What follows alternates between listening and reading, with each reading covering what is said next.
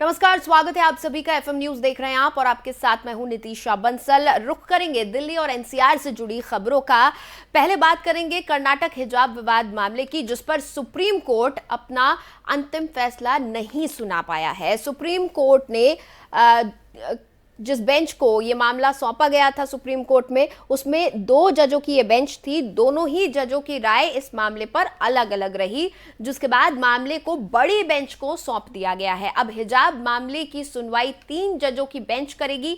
Supreme court में justice Gupta ने बताया कि हमारे अलग विचारों के चलते मामला चीफ जस्टिस के पास भेज रहे हैं ताकि वो बड़ी बेंच का गठन करे। वहीं उन्होंने इस याचिका के खिलाफ अपना फैसला दिया। जस्टिस धूलिया की राय अलग थी। आपको बता दें कि सुप्रीम कोर्ट ने इस मामले पर 10 दिन सुनवाई की, जिसके बाद 22 सितंबर 2022 को फैसला सुरक्षित रख लिया था।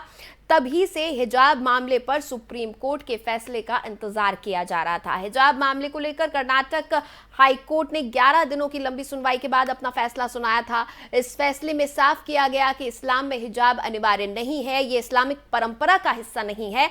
हाई कोर्ट ने कहा था कि शैक्षणिक संस्थानों में यूनिफॉर्म पहनना अनिवार्य करना ठीक है, छात्र इससे इनकार नहीं कर सकते हैं। इसके साथ ही हाई कोर्ट ने याचिका को खारिज कर दिया था। इतना ही नहीं, कोर्ट ने सरकार को आदेश जारी करने का अधिकार भी दिया था।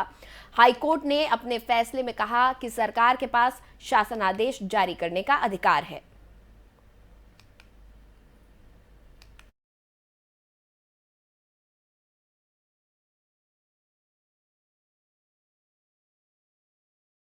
लगातार हिजाब को लेकर देश में चर्चाएं गर्म रही। पहले कर्नाटक हाईकोर्ट में यह मामला था, जिसमें हाईकोर्ट ने यह कहा कि इस पूरे मामले को लेकर सरकार को शासनादेश जारी करने का अधिकार है और स्कूलों में, शैक्षणिक संस्थानों में यूनिफॉर्म अनिवार्य की जा सकती है।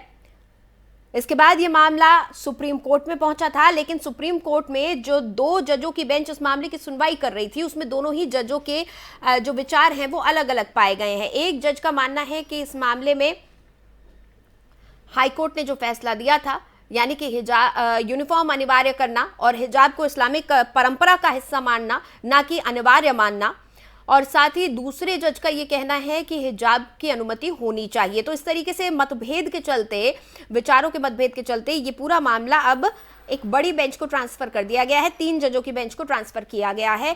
10 दिन तक इस मामले पर सुनवाई की थी 2 जजेस की बेंच ने,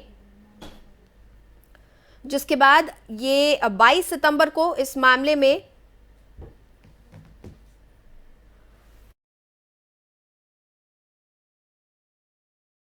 सितंबर को फैसला सुरक्षित रख दिया गया था। और अब ये फैसला सामने आया है कि अंतिम फैसले पे अभी तक भी जो 2 जजेस की बेंच है वो नहीं पहुंच पाई है।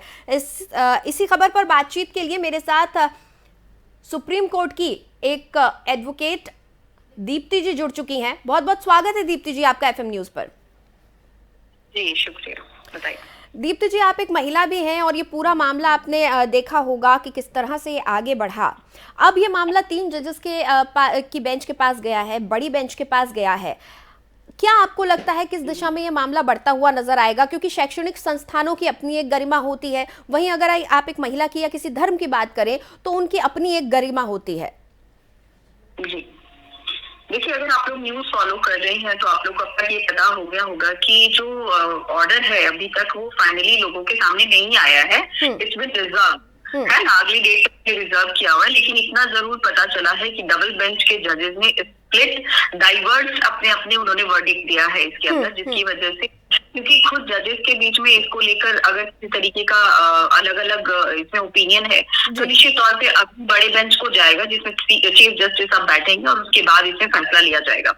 और इसमें ऐसे सवाल हैं, 11 पॉइंट दिए हैं जजेस ने, जिसके अंदर उसको डिस्कशन में लाना चाहिए और उसके बाद जाकर ही कहीं एक कोई फैसला सुनाया जाएगा। फिलहाल बैन अब जारी है और बैन को अभी हटाया नहीं गया है, क्योंकि देखिए यूनिफॉर्मिटी की बात है।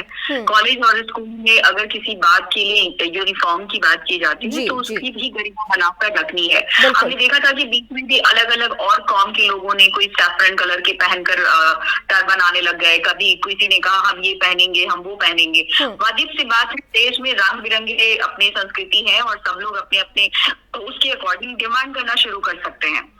It is not about the Muslim hijab. It is about many other communal things are there. Of course, इससे बात करने की बात है. अभिव्यक्ति और विचार की जहाँ तक है, आपके पहनावे ओढ़ाव में जो हमारे समानता के अधिकार दिए गए हैं, उन पर हम हर वक्त लेकर चलेंगे तो कहीं ना कहीं एक अराजकता सा भी फैल जाएगा. आप देखिए समाज में अगर स्कूल कॉलेजेस में बच्चे अपने तरीके से पहने और इस नाम पे कि समानता के अधिकार पे जी हम लोगों को इस तरीके की छूट है कि हमारे कॉन्स्टिट्यूशन ने कहा है हम कुछ भी पहन सकते हैं, कुछ भी कर सकते हैं, तो ये पॉसिबल नहीं है. अगर आप किसी दायरे के अंदर रहेंगे तभी आपकी जो शिक्षा दीक्षा है एक तरीके से चलाया जा सकता है. दरअसल एक शिक्षण संस्थान का मतलब ये भी है कि यहाँ पर सभी जो बच्चे आ रहे हैं, जो पढ़ने के लिए आ रहे हैं, वो सब समान है. वहां पर आप एक इंडिविजुअल की तरह नहीं बल्कि एक शैक्षणिक संस्थान के स्टूडेंट की तरह जा रहे हैं. जी, इसमें देखिए गलत दिशा में ही हम जा रहे हैं, क्योंकि इसमें हम धर्म के नाम पे भी असमानता शुरू कर रहे हैं. हम धार्मिक शिक्षण संस्थान की एस्टैब्लिशमेंट नहीं कर रहे हैं. यहाँ पे इन जनरल एजुकेशनल सिस्टम की बात हो रही है. आपके कौम के अकॉर्डिंग, चाहे वो हिंदू धर्म का हो या मुस्लिम धर्म का हो, अपने हिसाब से जहाँ पे चलता है गुरुकुल वगैरह, आप वहाँ पे पहनिए अपने कपड़े. हमारे यहाँ भी है गुरुकुल जहाँ बच्चे सैफरन कलर के कपड़े पहनते हैं, जनेऊ पहनते हैं, पगड़ी पहनते हैं. लेकिन अगर वो चाहे कि नॉर्मल स्कूल कॉलेजेस में जहाँ की रूल रेगुलेशन है कपड़ों को लेकर, यूनिफॉर्म्स को लेकर, अगर वो अलाउ कर दे तो बात ही बिगड़ जाएगी ना. तो हर किसी का ध्यान में रखना है. फिलहाल अभी इसमें मैं और ज्यादा आप लोगों को इसमें कुछ भी इसलिए नहीं कहूंगी क्योंकि ऑर्डर जो है, बेहद ऑर्डर जो होता है, जो क्लियर होकर आएगा, वो भी आया नहीं है. इस पे हम लोग अपनी तरफ से कोई भी टिप्पणी तब तक नहीं कर सकते जब तक ऑर्डर प्रेस के तरफ से प्रेस में ना चला जाए, है ना. अभी रिजर्व है. और बिल्कुल मैं समझ रही हूँ कि आपको भी एक कोड ऑफ कंडक्ट फॉलो करना होगा. आप पहले नहीं कुछ बोल सकती हैं. लेकिन दीप्ति जी, एक पॉइंट बार बार इस पूरे केस में उठाया जा रहा था जो हिजाब के पक्षधर हैं उनके द्वारा कि सिख समुदाय को अनुमति है कि वो उनके धर्म के अनुसार चीजों को फॉलो करें, कैरी करें. उन पर ये नियम लागू नहीं होते तो हमारे धर्म में भी ऐसा कहा गया है, हम भी ये करेंगे. जी, फिर वहां के बाद इसलिए तो मैंने कहा कि आपने देखा होगा बीच में हिंदू धर्म और सनातनी ने भी अपने सैफरन कलर के कपड़े पहनना और पगड़ी पहनना और तौलिया धोती शुरू कर दिया था. तो इससे क्या होगा, शिक्षण संस्थानों पे एक अननेसेसरली एक बोझ पड़ेगा और इसको आगे ना बढ़ावा देते हुए, क्योंकि हमारे यहाँ बहुत विविध धर्म है, विविध कम्युनिटी है, और ये सारी कम्युनल अप्रोचेस जो है शुरू हो जाएंगे स्कूल कॉलेजेस में कि जी अभी एस्टैब्लिश करो, हमारी तरफ से ये होना चाहिए, उसकी तरफ से नहीं. शिक्षण संस्थानों की यूनिफॉर्मिटी को मेंटेन करना सबसे बड़ी क्या बात है. आपको लगता है कि अब तक जो नियम चलते आए हैं कुछ उनमें भी फेरबदल हो सकता है? कुछ संप्रदाय, कुछ धर्म ऐसे हैं जिनको कुछ अनुमतियां दी गई हैं, तो क्या आपको लगता है कि शायद एक ये लंबा डिस्कशन चलने वाला है देश में? बिल्कुल, ये एक दिन का नहीं है कि इसके अंदर कभी कोई फैसला सुना दिया जाए और काम खत्म हो जाए, क्योंकि बात तो मैंने कहा ना कि यहाँ बहुत के धर्म है, कौम है, उन सबका ध्यान रखना पड़ेगा और निश्चित तौर पे हमें उन सबका ध्यान रखते हुए ही आगे बढ़ना है. अच्छा, एक धर्म को प्रेफरेंस नहीं दे सकते कि आपके अकॉर्डिंग. अभी मान लिया सरदारों के लिए पगड़ी का दे दिया था, चलन है, तो उस पर भी कहीं डिस्कशन आएगा और आने वाले टाइम पे समय ही बताएगा कि सीजीआई इसको किस तरीके से ले हैं और हिजाब को अपनी तरफ से वो अनुमति दे सकते हैं. इसलिए हम लोग कुछ भी अभी टीका टिप्पणी नहीं कर सकते. दीप्ति जी, एक ये बहुत ही विडंबना इसको हम कहेंगे कि एक तरफ विदेशों में जो कट्टर मुसलमान कंट्रीज हैं वहां पर हिजाब को लेकर प्रदर्शन हो रहा है. ईरान में औरतें अपनी जान तक निछावर करने को तैयार है अपनी आज़ादी के लिए, अपने हकों के अधिकारों के लिए, और हमारे देश में स्कूल जाने वाली बच्चियां, कॉलेज जाने वाली छोटी छोटी बच्चियां हिजाब को लेकर लड़ रही हैं, जबकि यहाँ पर आपको स्वतंत्रता दी गई है. उसको भी आप देखिए वो डिजाइन किया जाता है. ये सब चीजें आपको भी पता है, पॉलिटिकली ये सब ट्रायल हैं और आपको भी इसमें नहीं लगता मुझे कि कोई बच्ची सचमुच में इस तरीके से हिजाब के लिए लड़ती हुई नजर आई. उसको पीछे से बैकअप है, बैक सब कुछ है और तभी वो ये सब चीजें हो रही, क्योंकि वो जो कर रही है उसको वीडियो बनाने वाला निश्चित तौर पे ये सब कुछ डिजाइन किया हुआ था. वीडियो कैसे बना, है ना. आपको अचानक से कैसे कि एक लड़की हिजाब के लिए आ रही है, उतरने वाली है स्टेज के स्टाइल में और लोग उसके वीडियो बनाने लगे? नहीं, ये सब डिजाइन है और इसको हम लोग और पॉलिटिसाइज ना करें. इसको हमें कहीं ना कहीं रोकना होगा. संस्थानों को इन सब चीजों से दूर रखें, अदरवाइज यहाँ बच्चों की पढ़ाई नहीं होगी. फिर यहाँ पे भी पॉलिटिकल जो चीजें हैं, यहाँ से बच्चे नेता बनकर निकलने लग जाएंगे और कुछ और ही होना शुरू हो जाएगा. तो फिलहाल अभी इस पे तो चर्चा फिलहाल ये स्प्लिट जो हुआ है ये ऑर्डर आज का, और इसकी वजह से ये लग रहा है कि जजेस भी एक मत नहीं है। तो आने वाले टाइम पे सीजेआई और मे बी कॉन्स्टिट्यूशनल बेंच जिस तरीके से सबरीमाला वर्डिक्ट पे हुआ था, चांसेस आर वेरी हाई कि यहाँ पे इस तरीके से होंगे, है ना। दीप्ति जी, आपने अभी बोला कि पॉलिटिसाइज ज्यादा किया जा रहा है इस पूरे इशू को, बनिस्बत इसके कि आम लोगों की ये राय है, बल्कि this is all a political stunt you can say.